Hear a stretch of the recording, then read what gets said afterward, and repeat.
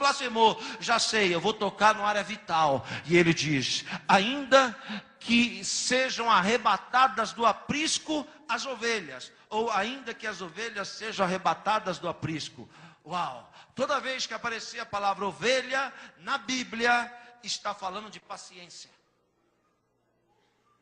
E esse patrimônio aqui é um dos que você tem que cuidar melhor. A paciência é algo tão importante na vida de um crente, que a paciência fica escondida no íntimo, lá no aprisco mais profundo da nossa alma. Quanto mais profundo é o aprisco, mais precioso é o que está dentro dele. Quem está me ouvindo, diga glória a Deus. Por que que o diabo agora está querendo tirar a paciência? Olhe para mim, porque dentro de cada um de nós vivem dois animais.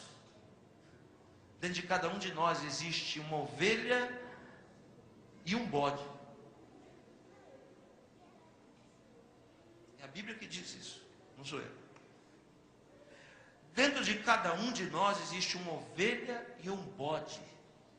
Qual a diferença? Eu vou lhe falar, o bode tem chifre.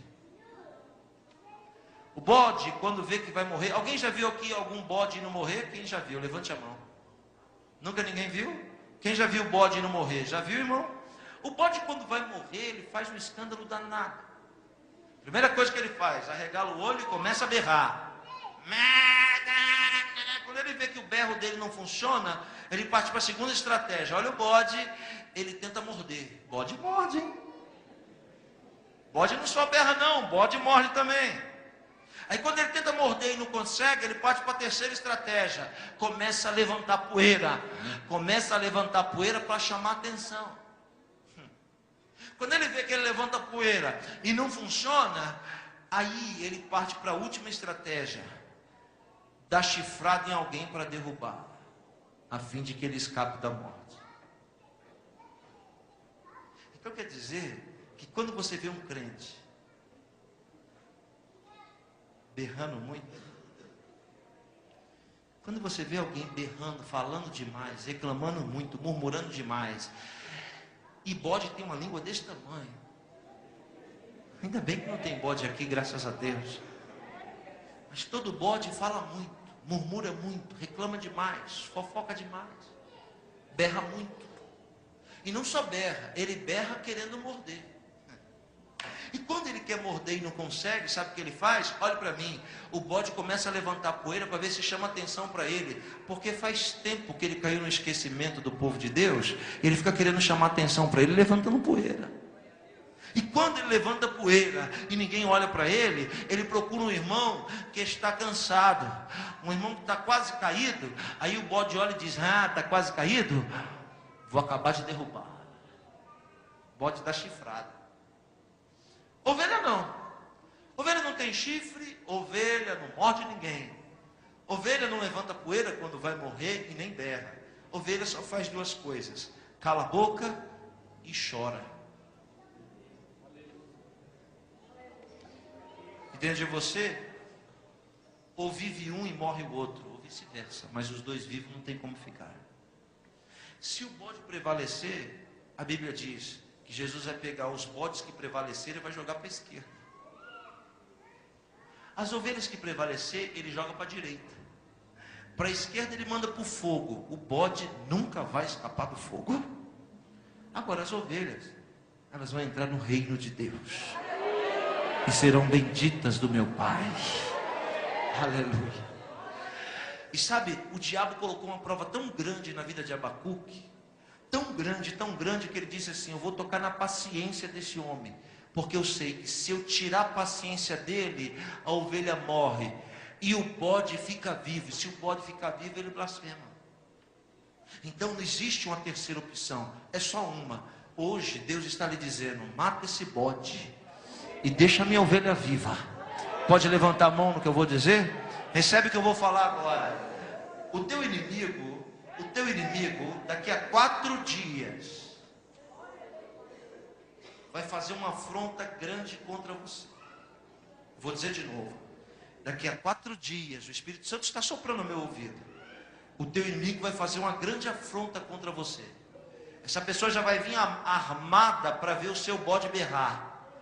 Eu vou falar isso para ela, isso para ele, e ele não vai aguentar, ele vai querer, ele vai escandalizar. É isso que as pessoas estão contando que vai acontecer. Mas daqui a 4 dias, sabe o que vai acontecer? Deus vai te dar a paciência da ovelha. E vai colocar na sua boca palavras de paz e de sabedoria, e vai desarmar o seu adversário. Onde estão os irmãos que podem levantar a mão e dizer: todavia eu me alegrarei e exultarei no Deus da minha salvação. O Senhor está lhe dizendo: ser paciente. Tenha um pouco mais de paciência, porque eu estou trabalhando. Nenhuma prova dura para sempre. Um dia ela acaba. É mentira do teu inimigo que tu vai viver assim a vida toda. Ele está querendo mexer na tua paciência. Mas hoje, diz o Senhor, eu estou te dando mais paciência. Quantos recebem mais paciência da parte de Deus aqui? Diga glória a Deus. Aí, o diabo disse: toquei em tudo isso e o crente ainda deu glória a Deus? Já sei, vou tocar a última coisa. E ele diz: e nos currais não haja gado. Toda vez que aparecer a palavra gado na Bíblia, está falando de patrimônio. E patrimônio é diferente de bem. Eu vou lhe dar um exemplo. Carro é bem, casa é patrimônio. Qual a diferença entre bem e patrimônio? É que o bem você pode negociar, mas o patrimônio é negociável. O carro você pode vender para pegar outro melhor, mas a casa é o seu patrimônio. Por que é o seu patrimônio? Porque o seu patrimônio vai servir para a sua descendência. Vai abençoar a tua descendência. E olha uma máxima do povo judeu: judeu vende tudo, mas não vende a casa onde mora. Porque a casa onde mora é a garantia de estabilidade na terra. Alguém está me ouvindo? Diga glória a Deus. Olhe para cá. Você pode não ter bem, mas pode ter patrimônio. Você pode não ter uma mansão em Alphaville. Você pode morar no barraco aqui do subúrbio. Mas mesmo sem ter uma mansão que é um bem, um carro que é um bem, você tem um patrimônio que é a sua dignidade. Você anda de cabeça erguida na rua e todo mundo diz assim: aquela ali é a mulher de Deus, não enrola ninguém, paga todo mundo, é correta, é uma mulher que não se mete em fofoca, em conversa, em contenda. Isso é patrimônio. Sabe o que é patrimônio? Patrimônio é ministério. Diga para quem está perto de você: ministério. Mais forte: ministério é inegociável.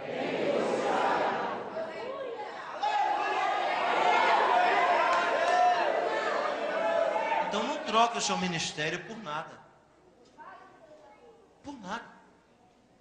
Olha bem para mim o que eu vou lhe dizer. É normal, eu tenho 18 anos de crente, 8 de ministério.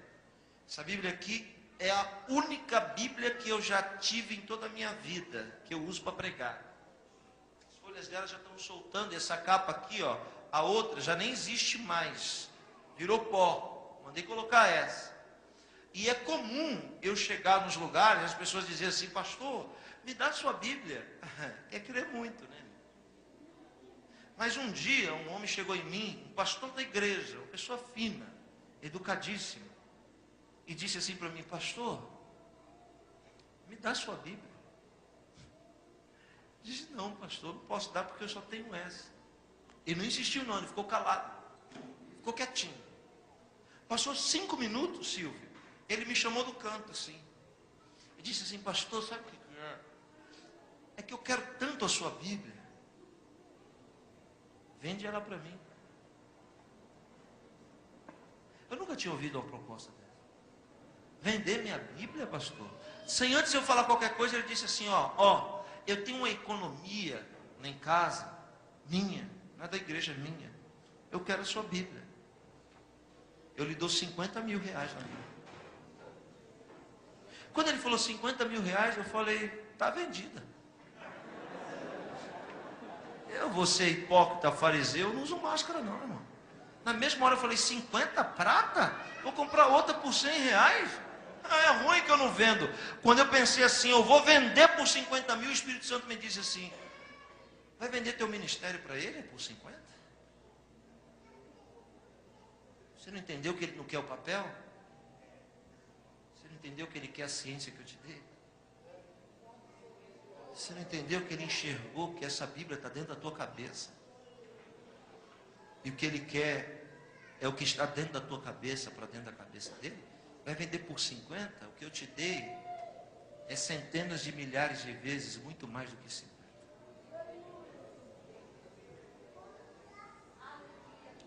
O que Deus te deu, por mais simples que seja, é inegociável. Zela como se fosse o seu maior patrimônio. Alguém pode dar um glória a Deus? Você pode levantar sua mão e dizer, eu não vou negociar o meu patrimônio. Quantos pode exaltar o nome do Senhor? Abacuque fecha o salmo. Preste atenção no que eu vou dizer agora, é forte, vai servir para você. Ele mata o diabo no verso 19, quando ele diz assim, o Senhor me dá os pés como os da corça, e me faz andar em lugares altos. Corça na Bíblia não é carro. Corça é um servo do mato, uma espécie de veado do mato. A corça é um animal poderoso, mesmo com aparência de fragilidade. Porque a corça tem duas armas raras, que poucos animais na terra têm. Primeiro, ele diz, Deus me dá os pés como os da corça. Corça não tem pé, corça tem pata. Só que ele não poderia escrever assim, Deus me dá pata. Por quê? Porque Abacuque não tem pata, Abacuque tem pé. Então, quando ele diz isso, nós podemos substituir a palavra pé e pata por habilidade. Veja que coisa tremenda. É tão bonito você ver alguém com habilidade de fazer alguma coisa que os outros não têm. Quando eu vejo o Silvio dançando, pulando corda, eu falo, que habilidade. Quando eu vejo alguém fazer alguma coisa diferente, eu digo, habilidade. Habilidade é algo que Deus dá para o homem que se desenvolve. Aleluia. Veja só, a corça que o profeta se refere, tem duas armas poderosas, uma de baixo e uma de cima. Qual é a arma de baixo? A arma de baixo da corça é a agilidade que ela tem. É de baixo porque é carnal. E tudo que Deus dá como habilidade carnal se desenvolve, se aprimora, fica cada vez mais excelente se você trabalhar ela. Aleluia! Olha, estou sentindo a presença de Deus. Qual é a habilidade da corça? A corça é ágil. Alguém aqui já viu tatu? Um bicho chamado tatu? Quem já viu tatu? Tatu. Eu fui pregar num lugar e o translate, quando eu falei tatu, ele não sabia o que era tatu. E lá naquele país que eu estava pregando, nunca tinham visto um tatu. Não tinha palavra para tatu. Foi difícil falar o que era um tatu no Brasil. Mas você já viu um tatu? Quem já viu um tatu correndo? Correndo. Já viu as pernas do tatu? Não dá para ver as pernas do tatu. Mas você sabe que ele corre rápido, sim ou não, irmãos? Como é que o tatu corre? Preste atenção, ó. Olhe bem para cá, ó. É redondo aqui, né? Preste atenção todos aqui. Grava bem, filma bem. Ponto de partida, Silvio. Ponto de chegada, Marcos. Preste atenção. Olha o crente tatu, ó. Ele sai daqui assim, ó.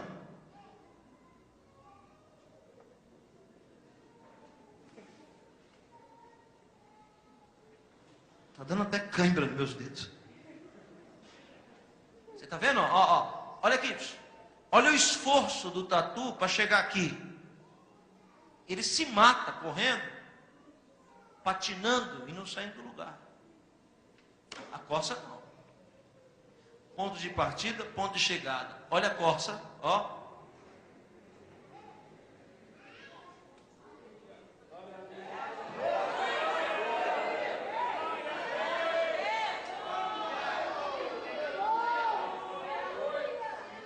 Crente corça, olhe para cá. O crente tatu é assim. Deus fala com ele, ele fica assim.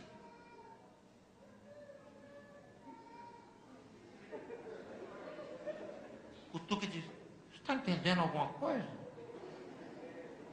O crente tatu corre, mas não sai do lugar, porque não entende. não tem agilidade. O crente corta, Deus não precisa falar muita coisa. Deus só espirra, ele já sabe o que Deus quer.